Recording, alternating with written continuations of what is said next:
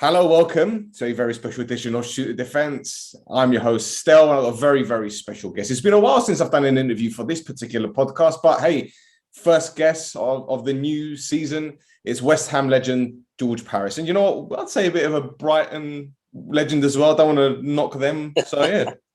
George, how you doing, mate? You good? I'm very well, thank you. Yes. Yeah, very well. Well, before I begin, happy belated birthday, my friend. Yes, that's right. Just a year older, but that was Saturday. So yeah, I had a great day. Went down to the PGA and watched the BMW golf. So yeah. Oh, you're a golf fan then, yeah? Yeah, I am. Yeah, I don't play as well as them boys, but I learnt one or two bits. Yeah. George, what is it about footballers and golf, mate? Because we hear about Gareth Bale being a big golf fan. My friend Rodriguez, he's a massive golf fan. They're always on the green. What is it about footballers and golf? I suppose it's most probably, I know back in when we used to train, I didn't play golf then, but obviously if we had a day off or we wasn't training in the afternoon, it was great to go and play a round of golf. So that's where most footballers get it from, I think. Fair enough. And there's me thinking that, it was like a pastime. You guys had a bit of a rivalry between each other, you know? Well, I'm sure one or two do, yeah. There's always competition going about. Brilliant. Well, look, mate, let's start from the beginning here, because as far as I'm aware, you were born and bred in Barking. So I presume you grew up a West Ham fan? Is that right? Yeah, I was born in Barking, but I lived in Goodmayes. Okay. So my early years were Goodmayes, and then I moved to Ilford. So yeah, I think football-wise, it was. Well, to be honest, I used to go to Spurs games with my mates, school mates. Yeah, so, but I was well into cricket. So cricket was my main sport in the early years. And I thought I was actually better at cricket than I was at football. But that didn't transpire, which was great for me. But yeah, West Ham was a local side, and I was lucky enough to play for my district and my county as well, Essex. But I didn't play cricket for Essex County, so that's where I swayed a little bit more towards football. So who were your idols growing up then? Well, I suppose there's people like Graham Souness, Bobby Charlton, obviously George Best. There's players like that. They used to do it all, didn't they, to be fair? Because you said you went down the Spurs, so I'm just trying to think of that era. Which players you probably would have looked up to? I mean, I think Bill Nicholson was way before, wasn't he? Yes, I think he was the 60s, but I think there was a young Glenn Hoddle about at that age as well. So he was obviously a fantastic player, and obviously I played against him in later years. What was that like? At times, very difficult. Yeah, he was because he was two-footed. You couldn't really stand on one foot. You just had to hope that you're lucky enough to win the ball. And but yeah, he was a great player. All right. So tell me about your move to West Ham, or when you were discovered by West Ham. What were you doing? Were you at school? Were you working?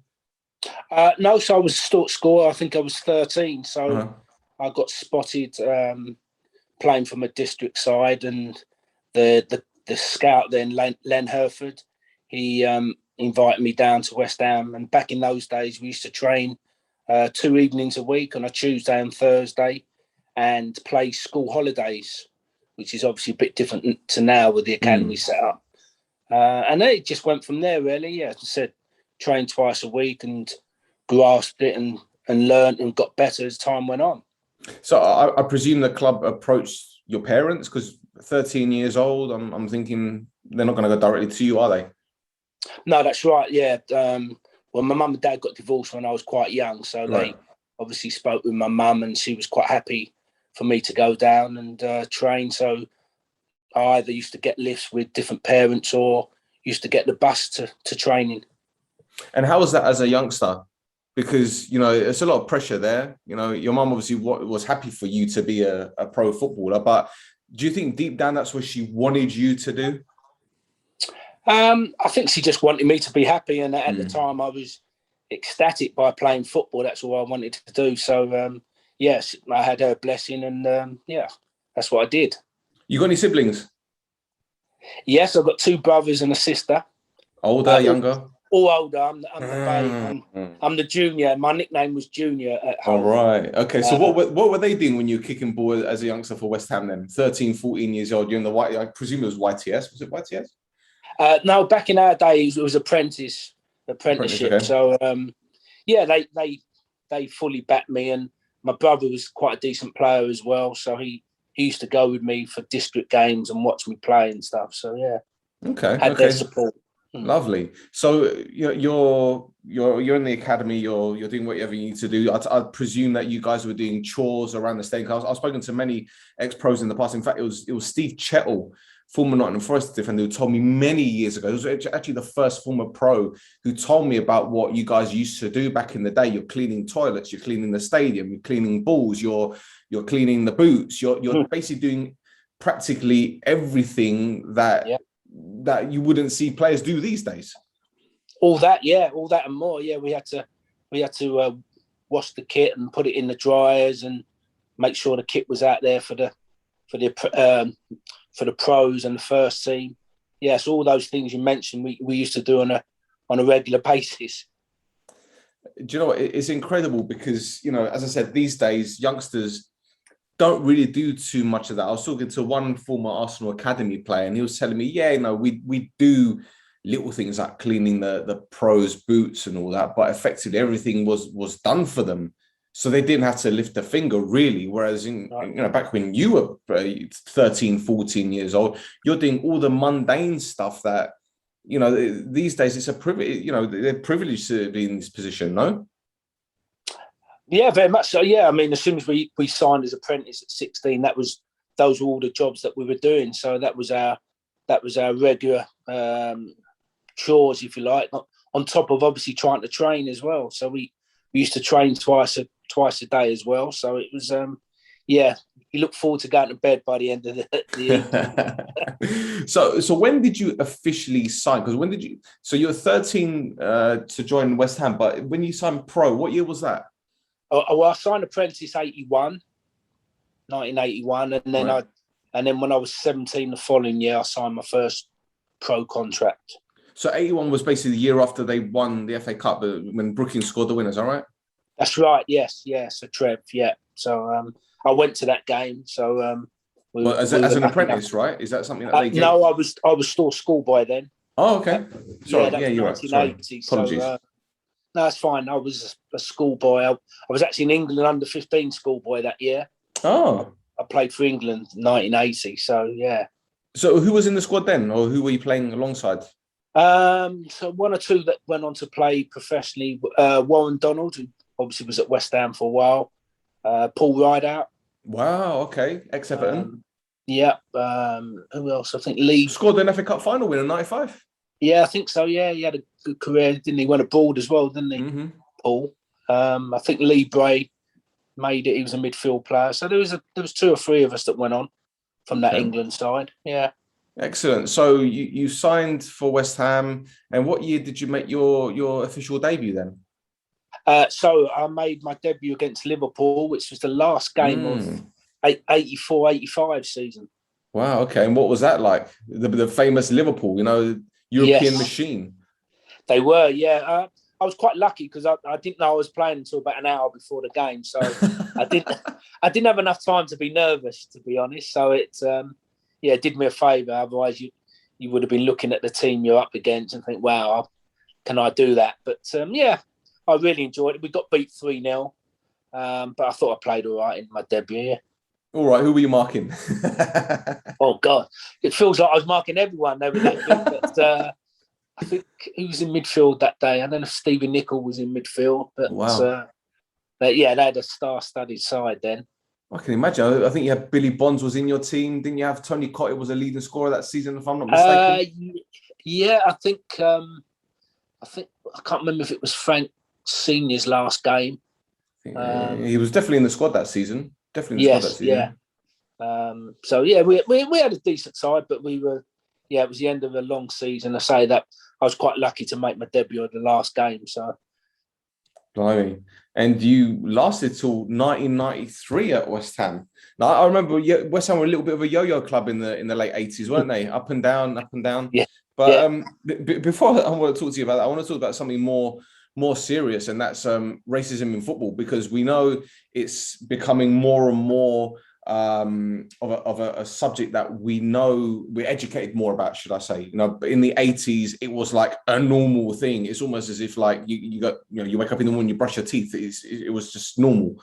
I spoke to Paul Canaville many years ago about his book and the racism that he endured from his own supporters, let alone the opponents. So what was it like for you in the 80s, going through West Ham's academy and obviously playing on the pitch? I heard an incident where a banana was thrown at you and you just peeled it and ate it in front of them.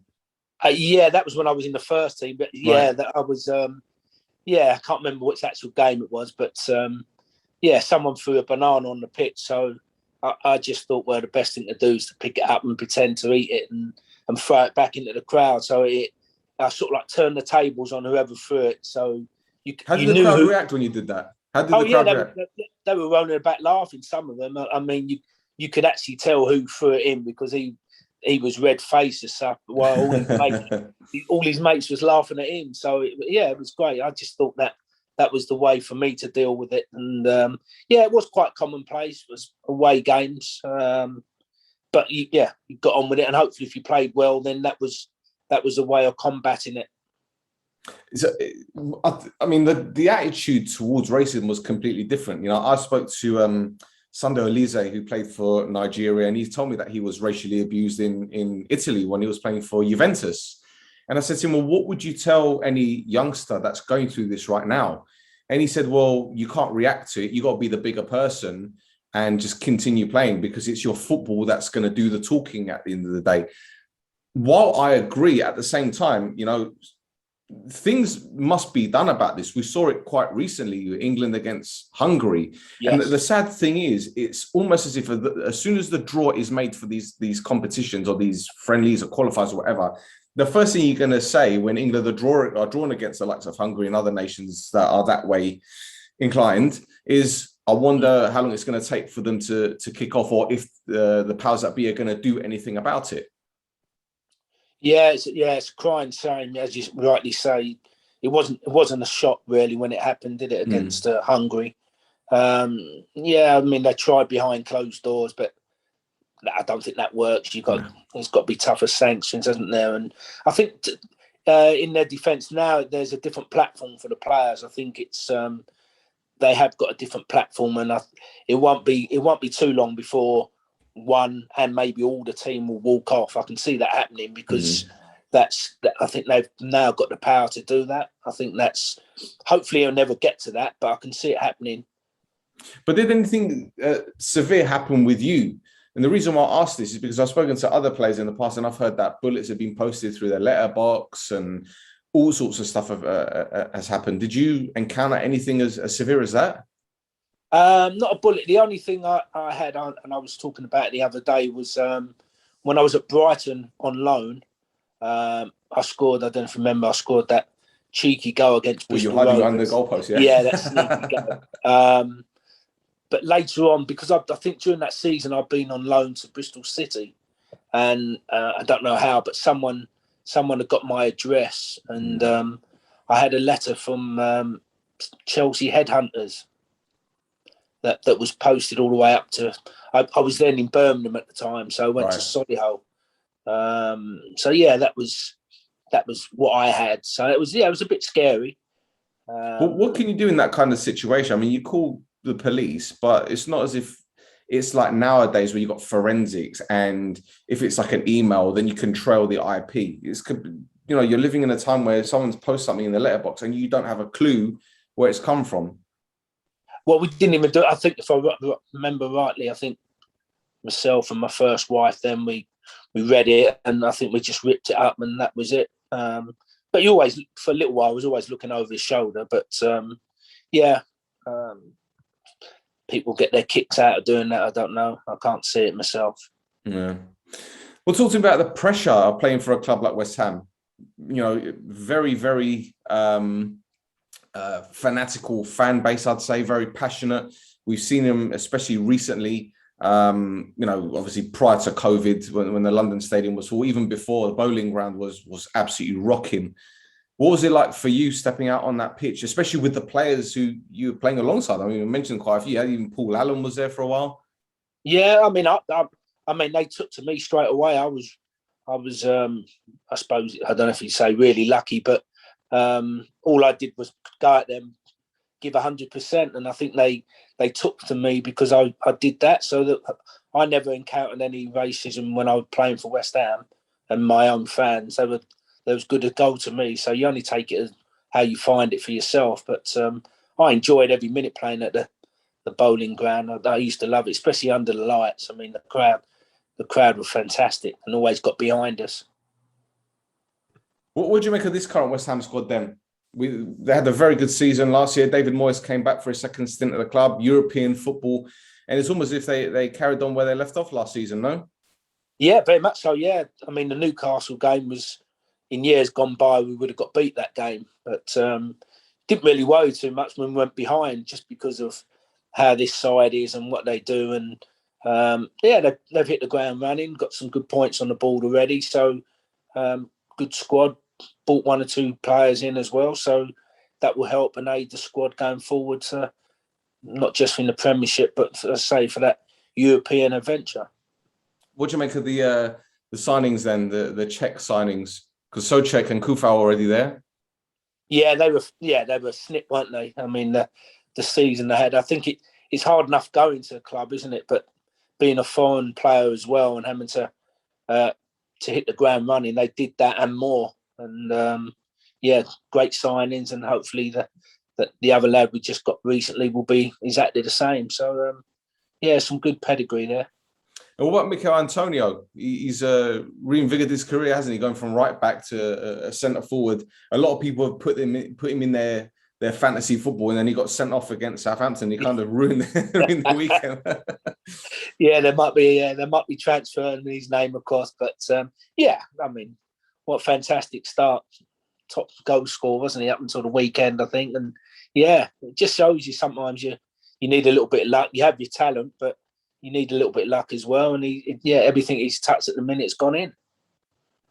Absolutely. Well, look, let's go back to you here, mate, because you played alongside some very, very special footballers, and one of them who doesn't really get spoken about these days is Frank McAvennie.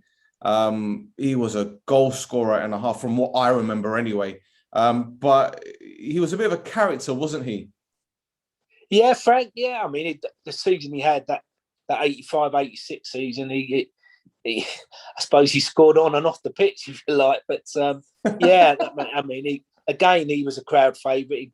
He worked hard, and I say that season he scored everywhere, didn't he? He was a great player. I think I enjoyed playing with him, and he was great company off the pitch as well. I mean, he liked the London lights. Can you imagine? Have you got any stories that you want to throw him under the bus with? I'll throw him under the bus. I suppose throwing him under the bus. We used to have good nights out. We used to go down to London occasionally. He was, I suppose, on Kingpin down at Stringfellas and places like that. So it was good to go down there because I'd never been to places like that. So whenever he asked if we wanted a night out, I always used to tag along. So Stringfellas, that's the. Hey, listen, that's not a bad place to start a night out, to be honest, or even end a night out, or even do a whole night out there.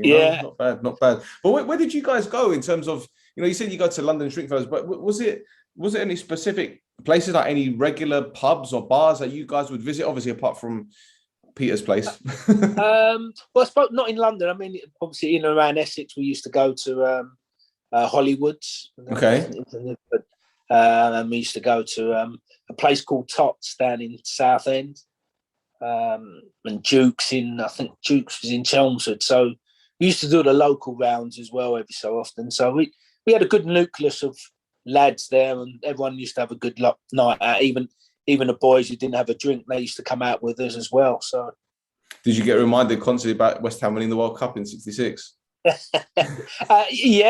I suppose technically we did. Yes, that's right. But I mean, you're not really going to follow in those footsteps, I don't think. But it's good to have that tradition. What makes West Ham such a special club? The reason why I ask is because you see a lot of celebrities on the television, like, for example, Danny Dyer being one of them, big West Ham fan. Obviously, there was the 66 link and the way that the players had such a fantastic tournament, Jeff Hurst, etc. But in terms of a club in general, because we hear about Arsenal and Spurs being very well-run clubs, and as I mentioned before, West Ham have always been a little bit of a yo-yo club, back and forth divisions and whatnot, but they've always had this sense of like, it's a London club.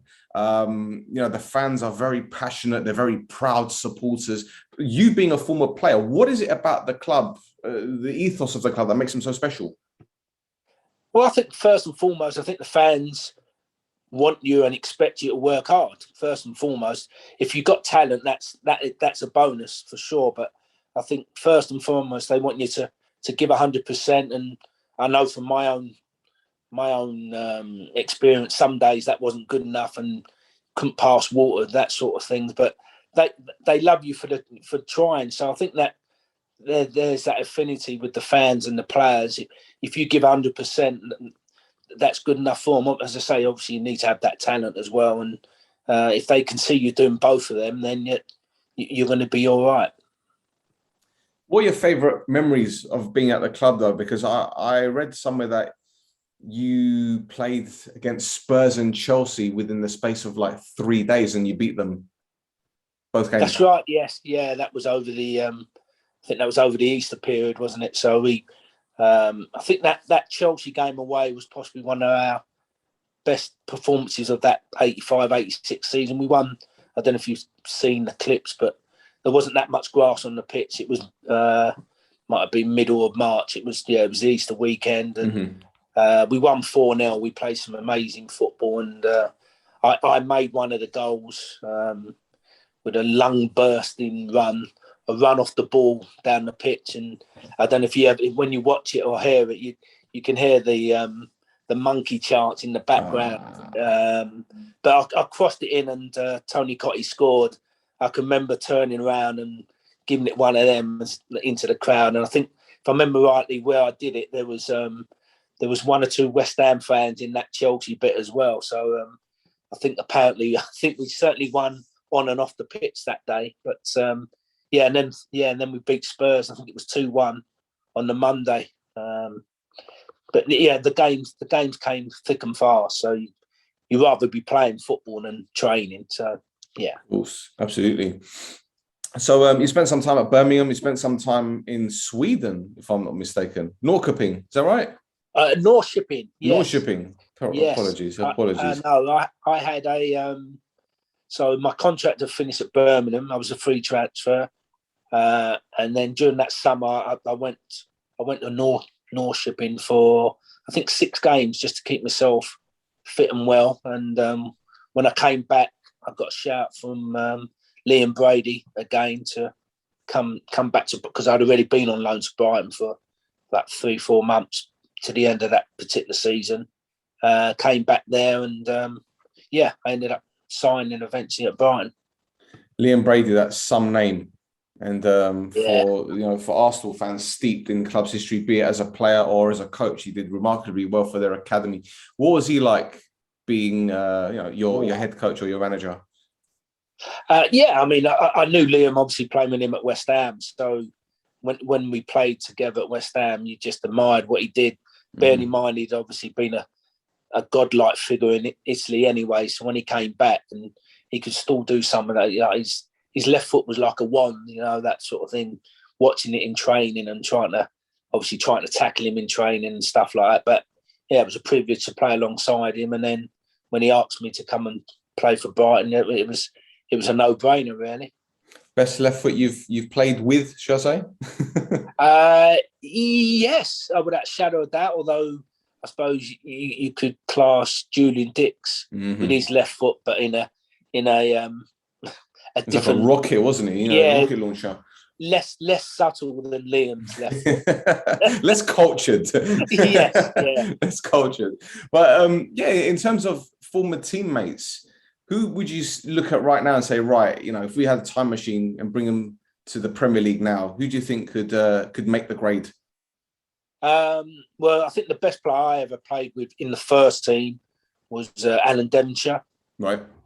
So yeah, I think he would have no trouble playing now, just with his silky skills. Again, I was lucky enough to play behind him in that season, and most of the time I used to just give him the ball and wave my arm and say, "Well, if you need me, I'm behind you." But and that was after his career was nearly finished with his knee injury that he had. So yeah, fantastic. But I think people like Trevor Booking, Billy Bonds would certainly be okay in this day and age, just because of what they did on the pitch and longevity that they all had in their career.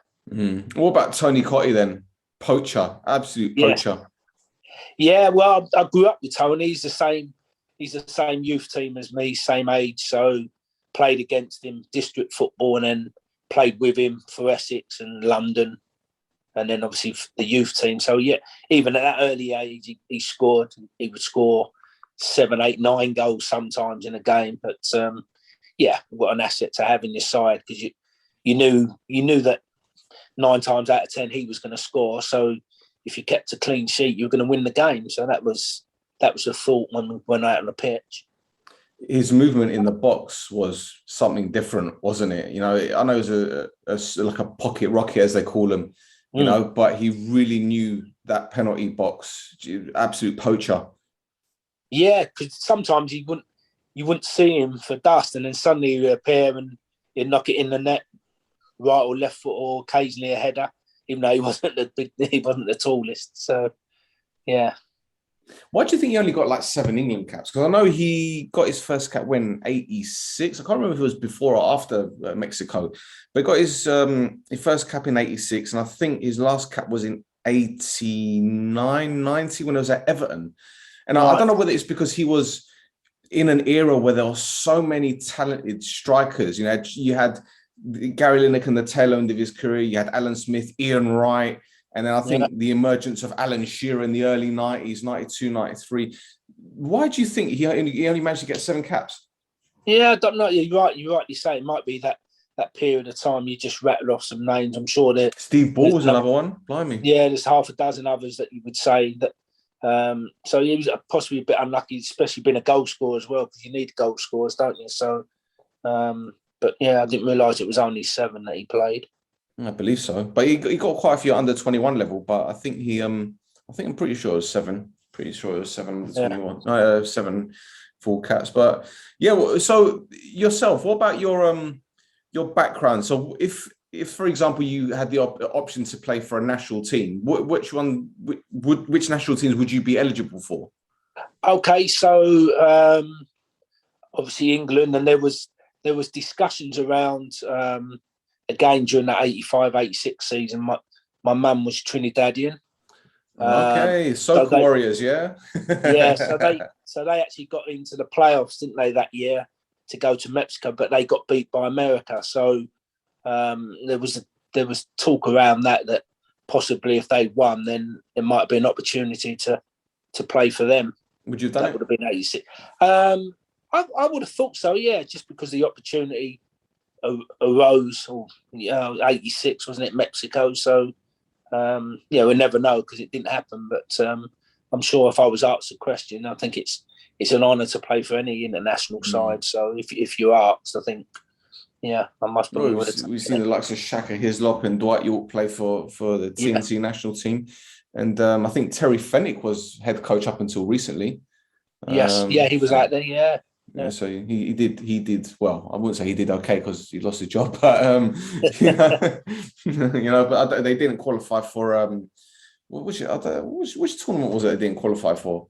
Was it Gold Cup? I can't remember, but they kind of went out. Yeah, CONCACAF, something like that. Yeah, and it didn't go too well. I know Kelvin Jack is a good friend, and he was on the coaching staff, and I think Ken Wynne Jones may have had something to do with the national team. Was it the under 17s? I think, I'm not sure here, but a lot of talented players have come out of that region, especially the West Indies in general, as we mentioned, like Michail Antonio. Yeah, so even Raheem Sterling could have played for Jamaica. Got Leon Bailey at Aston Villa, who does represent the national team. I think Rio Ferdinand has got a St. Lucian background, if I'm not mistaken. Same with Jermaine Defoe. So yeah, can you imagine how good these teams from the Caribbean would be if Yeah, they played in select England? John Barnes, Jamaica. yeah, that's right. But I think the international circuit now is even more prominent than it was in my day. I think that now they allow them to go quite easily across and play in all these internationals. So it's great. Yeah. There you go. Well, George, can you sum up your time at Brighton? How would you sum it up in a few words? I thought I did okay. I was there for 2 seasons. Lovely club, well run. They even more so now. They've got that holistic approach to what they do. I was lucky enough to then later on work with the girls set up there for 8 years. So they like to do things the right way, and yeah, they've done remarkably well because it was only 1 game away from going out the league against Hereford. So they've come a hell of a long way since. From the Goldstone ground to Amex. Yeah. You have to. I'm sure Brighton fans will pinch themselves. You mentioned you worked with the girls team. Are you surprised to see how far the women's game has come? Because now it's televised on Sky Sports. I think BT Sports had it for a bit. Yeah, got Champions League and all that kind of stuff. Yeah, no, it's taken a while, but I like to think I was one of the champions to try and push it along. Pioneer Paris, there you go. Well, I wouldn't say I'm a pioneer, but there was lots the talent that I know from the women and girls set up at Brighton. There's a hell of a lot of talent there, and it's great now they're getting exposure, and hopefully people can see what a good product it is. Well, look, there's a couple of quick things I want to ask you. This one might be a bit of a touchy subject, but I know you've spoken about it on a few occasions. I think there's a DVD that's been released as well, if I'm not mistaken. You had a little bit of a gambling addiction. And this is something that's very important to discuss, because we speak about mental health, we talk about racism, but also gambling is something that needs to be put out there a bit more. Now, I come from a Mediterranean background, and if I went back home to Cyprus, where my family's from, more often than not, you will see 3 or 4 betting shops on every street corner. It's massive. Football clubs are sponsored by betting companies out there. That one of the leagues in Greece, I think, were sponsored a couple of years ago. So, it's a huge thing. But for you, did you do it out of boredom, or did you just become addicted to it because you were winning? I don't know. I suppose I ended up doing it. Well, ultimately I didn't win, because otherwise I wouldn't have been in the predicament I was with my gambling debts and stuff. But I think initially might have been just boredom. I talked about the golf earlier. So during the afternoons, some players used to go and play golf, and there'd be 1 or 2 of us would go and the bookies. So that was the road I took. Most of my teammates didn't have a problem with it, but I had that problem, and it just grew and grew. And was it specific events, or was it just everything? Because I know some people have got a thing about, I don't know, horse racing, or some people do slot machines, or some people do roulette. Was yours just an all-round kind of thing? So initially it was horses and dogs, right? But by the end, by the time hopefully I had my last bet, I was betting on everything. Could have been 2 flies up the wall. Wow. I think my last bet was a virtual horse race. Wow. When they do those nights, but they used to do those in the. And I spoke to someone about it the other day, and I think they still do those virtual horse races. The same meeting as well. I can remember the meeting and all that. That was crazy. But towards the end, it was anything and everything. So, did you get much help from the PFA or any outside source to help you get over this? So right at the beginning, most probably no, because there wasn't anything about. And I think the first time that I thought I had a problem, I didn't really know too much about it. I don't think too many other people knew anything about it. So it's just the case, well, I suppose get on with it. Don't gamble. But there was other things involved. So I did that for about 3 or 4 years, and I had my first relapse. A couple of weeks it was, but I just went crazy. betting on anything and everything. And then I stopped again for about another 3 or 4 years, and then I had another relapse, which was the last time I had a bet, which was 10th of Feb 2005. Wow, so you've gone quite a long time without doing that. Yeah, it's impressive. 16 Well done. and a bit years. So well done, brilliant. I think hopefully I grasped it then. You know what I mean? Some people grasp it earlier. Some people possibly never grasp it in relation to their problem gambling. But yeah. You hear all sorts of stories, though. You know, people putting their house keys on the line for a card game. It's it's crazy, but I think that's what it does to you, especially if you're addicted to it. That's what it does. I suppose obviously with drink and drugs and things, people do some unbelievable silly things to feed their addiction. So yeah, I understand with that for sure. Do you think enough is being done to support players and ex-players who perhaps are going through the same thing? Yeah, I think it's a bit different now. I mean, so towards, I think after my first relapse, I think the Sporting Chance clinic was open, wasn't it? With that's with Tony Adams went there, didn't he? That was Tony Adams, yeah. So I had a little spell in there. So I was seeking the help. So I think even more nowadays, you've got the PFA helping, and I know that they've got quite a wide network of counsellors. I'm a counsellor myself, so okay, or a therapeutic counsellor. I shouldn't say counsellor because every time I say that, people say, "Oh, what they doing with the roads and stuff?" They think I'm an MP counsellor. So I'm a therapeutic counsellor. So so I know what it's about, and yeah, the PFA is doing lots of good things out there. To be honest, mate, you probably do a better job than most MPs at the moment. Okay. I might train for it in later life, perhaps. Hey, you could put yourself up for mayor of London. You got listen. There's thousands of West Ham supporters in London. I'm sure they'll vote for you. Yeah, that's right. Yeah, I don't know. Well, I don't know what my manifesto will be, but yeah, I can have it. We'll have another conversation. We'll jot things down, mate. We'll come up with something. Don't worry, we can do that. No problem whatsoever. Well, George, one more thing before I let you go, mate.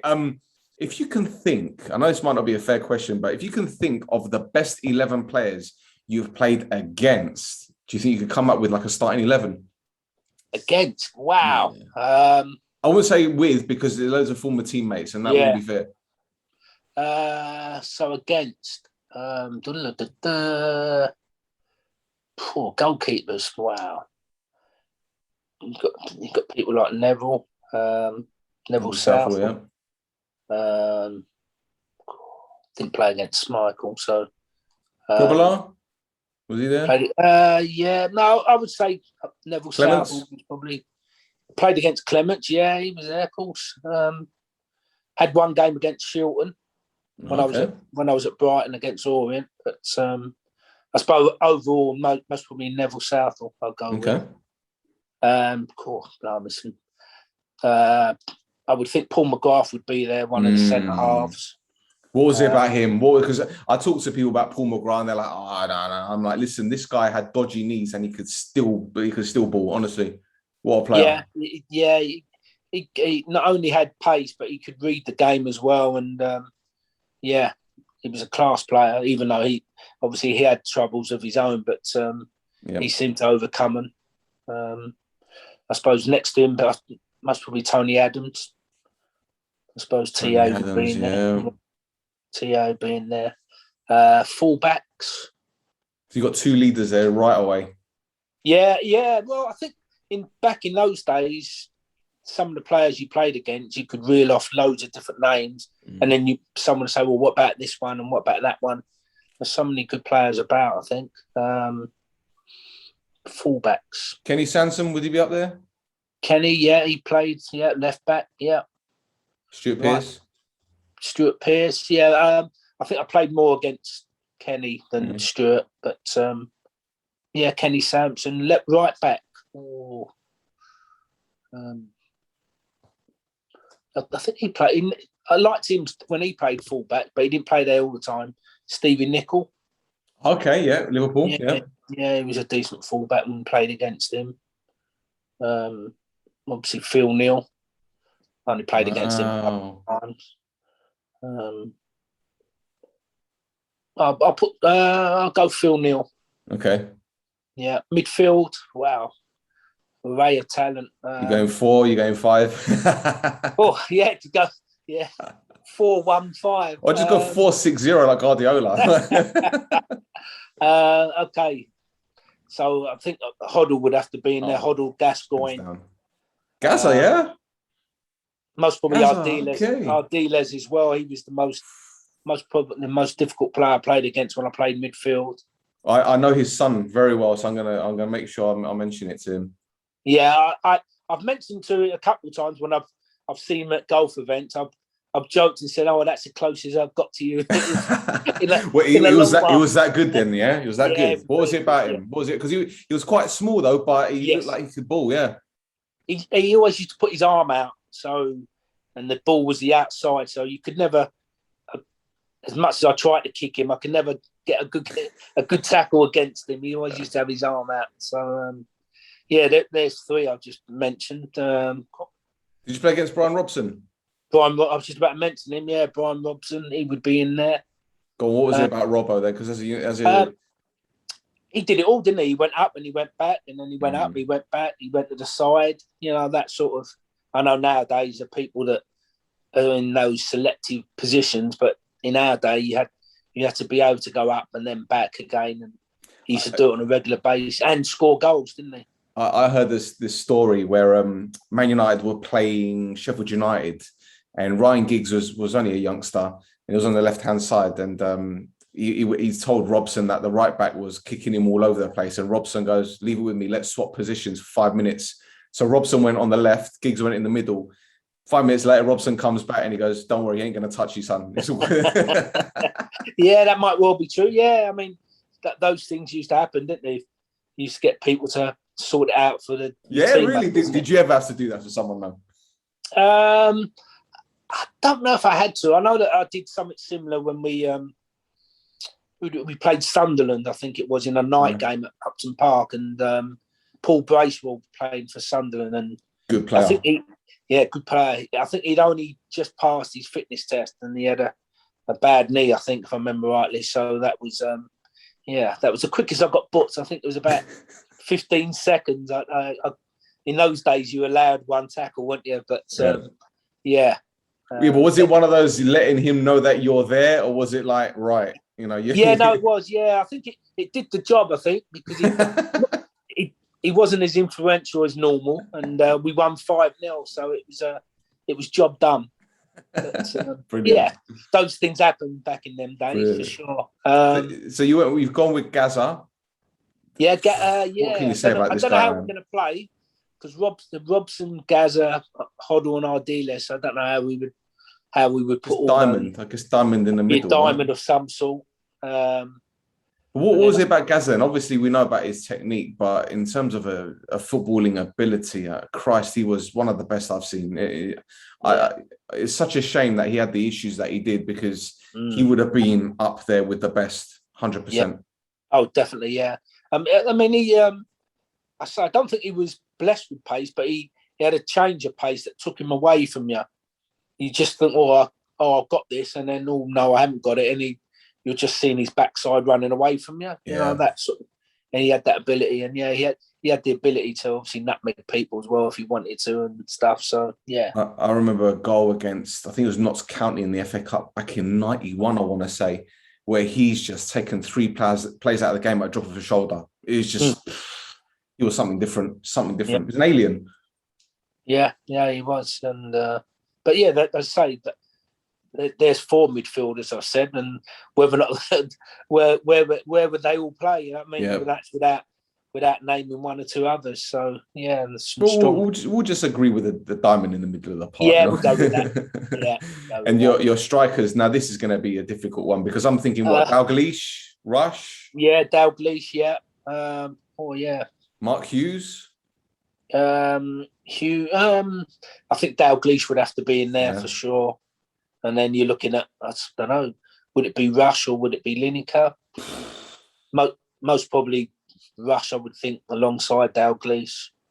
Yeah, they were a potent pair anyway, weren't they? They used to score for fun. Lineker did well in Spain, though, didn't he? Yeah, he done well. Yeah, I mean, obviously he wasn't around in our day. He'd be a certainty. Ronaldo, wouldn't he? He would he would be back in your side if I played against him. But so what's the game plan when you're playing against the likes of Dalglish? Because as I said, I don't remember too much about. I remember the back end of his career when he was player manager at Liverpool, but I wasn't perhaps old enough to remember his peak years, should I say? Yeah. He could do everything really. He could hold the ball up. He could turn on a sixpence, and he could play people in if needed be, as I say. And then he scored goals. He scored a whole lot of different types of goals, didn't he? But yeah, I mean, I was lucky enough that I didn't really have to mark him as such, but he was in and around when I played fullback. He was in and around, and just his movement as well. He was so smart. But yeah, phenomenal player. Ahead of his time, you think? Yeah, most probably. Yeah, I would think so. Yeah, I think if he'd gone to foreign shores, I think he would have been a success, definitely. Yeah, and Ian Rush, unfortunately, didn't have a great spell at Juventus, but 2 spells at Liverpool, and he just ripped it to pieces. FA Cup final goals that won titles. Another player who doesn't seem to get the credit he deserves. Okay, unless you're a Liverpool fan, Ian Rush's name is hardly mentioned these days, which is a shame because this guy was a goal machine. Yeah. As I say, I think that's just maybe because of the time. Whereas if he was playing now, he'd be a god as such, wouldn't he? I think because he always got goals, didn't he? Always got goals. Yeah, there you go. So that's your team, Dalglish and Rush up front. That's not a bad team. No, I wouldn't fancy playing against them every week. No. You lose the game when you're in the tunnel, mate. You just look at them and you're like, nah. Yeah, and that's without Roy Keane. I haven't mentioned him. He was a young lad when I played against him. So that's Nottingham Forest, with Clough and oh my goodness. Now that Forest team was good. Yeah. Well, we played against them in the FA Cup, didn't we? Semi-final that 1991. Oh, 1991. Yeah, 1991. Yeah, they beat us at Villa Park. Wow, blimey! That was another good team. You had Ian Wone there. You had Mark Crossley, Des Walker. Yeah. Stuart Pearce playing. Yeah. I'm getting all nostalgic here, George. Yeah. Well, that's to say. You just when you talk about that era, you can reel off loads of different names and teams. Incredible. Absolutely incredible. Well, George, thank you ever so much for your time, mate. I really appreciate it. It's been an absolute honor to have you on, and hopefully we could do this again sometime. It's great talking to you, and I think we can talk for ages about football in the 80s and 90s. It's as I said, it gets me all nostalgic and whatnot. So yeah. Cheers. Brilliant. Well, gentlemen, that's it for, should I say, ladies and gentlemen, it's another episode in the book. Thank you, George, for appearing on the podcast. We'll be back very soon. So until next time, take care.